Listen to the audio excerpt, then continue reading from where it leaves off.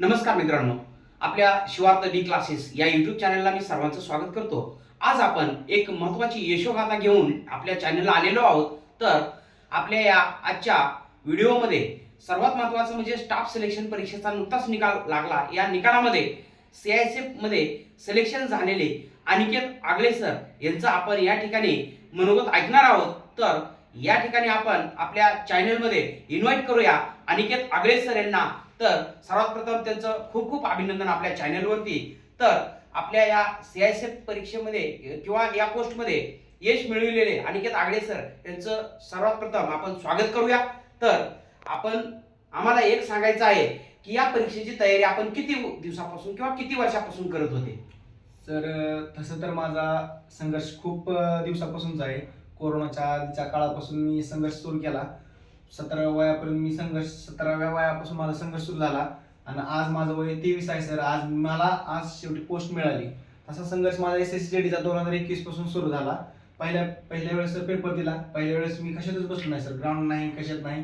लेखी फक्त दिली, मार्क कमी पडले त्याच्यामुळे मी कुठंच क्वालिफाय झालो नाही।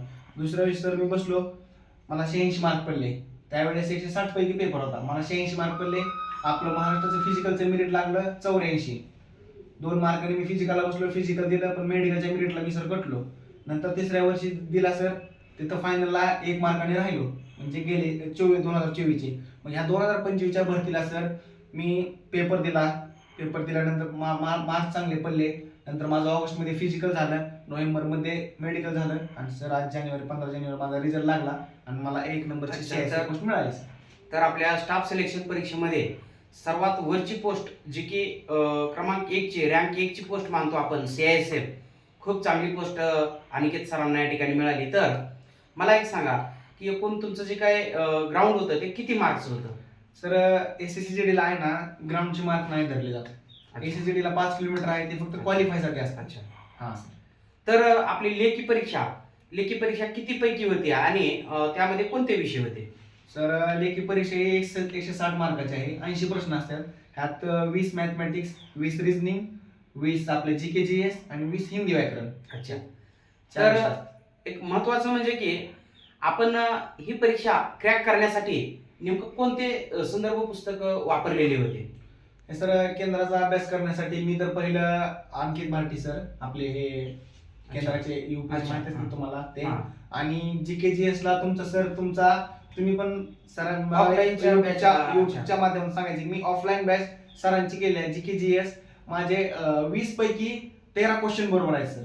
20 अच्छा. पैकी 13 क्वेश्चन बरोबर, अच्छा. सेंटरला बरोबर येणं म्हणजे खूप खूप सरळ चांगलं अवघड आहे। तुम्ही- हां, तुमचं स्टॅटिक GK सरांनी इतकं सुंदर घेतलं बघा, त्यात राजघटना असेल काय इतकी सुंदर घेतली, माझा कुठलाही मार्क चुकला नाही ऑफलाईन मध्ये सर। तर तुम्ही गणित आणि बुद्धिमत्तेसाठी काय वापरलं असं काय? गणित बुद्धिमध्ये सर मी तिथे केंद्राचंच केलेलं आहे, अच्छा. त्यांच्याच ठीक आहे. तिथून सर। मी तर- म्हणजे मला सांगायचे, माझं मॅथ आणि रिझनिंग दोन्ही विषय आउट ऑफ बसले। अच्छा, चांगली गोष्ट आहे। तर मला एक सांगा की आपण धाराशिव जिल्ह्यातील मेडशिंगा या गावातून तुम्ही बिलॉंग करतात। तर या ग्रामीण पार्श्वभूमीतून येणाऱ्या आपल्या जे काही स्पर्धा परीक्षा करणाऱ्या विद्यार्थ्यांना आपण काय संदेश द्याल? एवढंच सांगेल की बाबा, आता तुम्ही इथं आले आहे तर आपल्या आई बापांकडे पहा आणि फक्त स्वप्नांच्या मागे झटा। की आई वडील, मी सांगतो तुम्हाला, ज्या दिवशी मी झालो त्या दिवशी त्या आई वडिलांचा चेहऱ्यावर इतका आनंद होता की मला असं वाटलं मी जग जिंकलोय सर। अच्छा, खरंच तो दिवस मी आयुष्यभर नाही विसरू शकणार। तर विद्यार्थी बांधवांनो, आपल्याला सुद्धा त्याच दिवसासाठी झटायचं आहे ज्या दिवशी आपल्या आईवडिलांच्या डोळ्यामध्ये आनंद अश्रू असतील आणि त्या आनंद अश्रूचं कारण असेल की आपलं सक्सेस। त्या दिवशी मात्र आपला जन्म सार्थक झाल्याशिवाय राहणार नाही। तर आपल्याला या ठिकाणी एक ग्रामीण भागातून असून सुद्धा एक चांगल्या प्रकारे तयारी करून या CISF सारख्या एक चांगल्या प्रकारच्या पोस्टला त्यांनी गवसणी घातली आणि त्यांचं जे काय आयुष्य आहे हे सुद्धा इथून पुढे सुद्धा असंच प्रगतीपथावर राहो।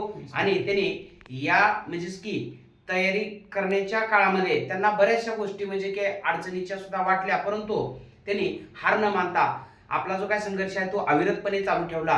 आणि माझं तर एक मत आहे की त्यांनी या ठिकाणी हे जे काय संघर्ष केलेला आहे त्यामध्ये त्यांचे पालक असतील त्यांचं सुद्धा खूप मोठं म्हणजे की मानसिक आधार या ठिकाणी त्यांना लाभलेला पाहायला मिळतो आपल्याला।